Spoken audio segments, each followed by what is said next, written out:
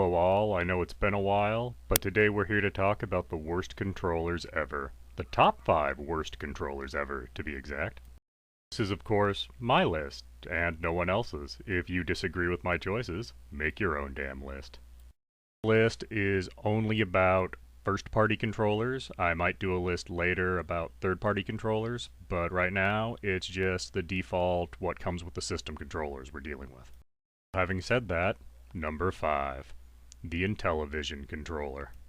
First problem with this is it's permanently attached to the system, so there's no replacing it if it breaks. Secondly, it doesn't have a traditional joystick or D-pad.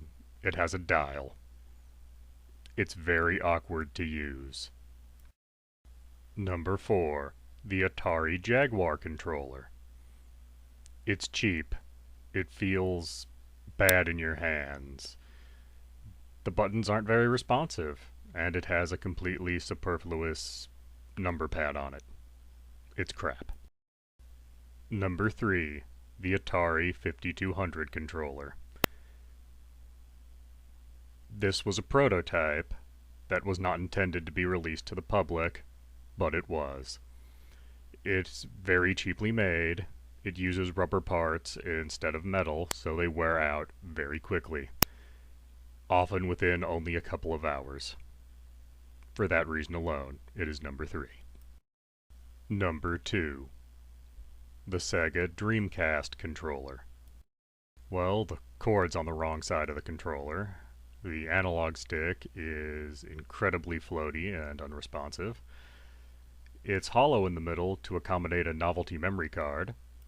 Said memory card has a cute little screen on it, but the batteries in it need replaced on a weekly basis, and replacing the batteries cause all the data stored on the memory card to be erased. So if you're intending to use all the features on this controller, you basically have to play games only 1 week at a time, or invest in a second memory card, or do other things that are hugely inconvenient. Number 1. The Xbox 360 controller. If you have large hands, this thing is just painful to hold.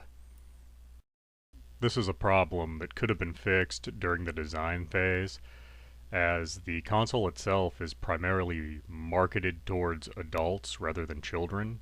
It seems very odd to have a controller that requires tiny hands. I mean, if you're a 5-year-old, it's great. If you're a little person, it's probably pretty good.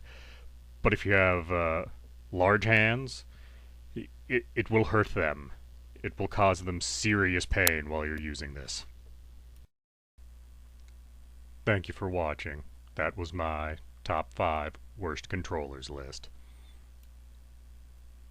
Please let me know what you think and what your worst controllers are.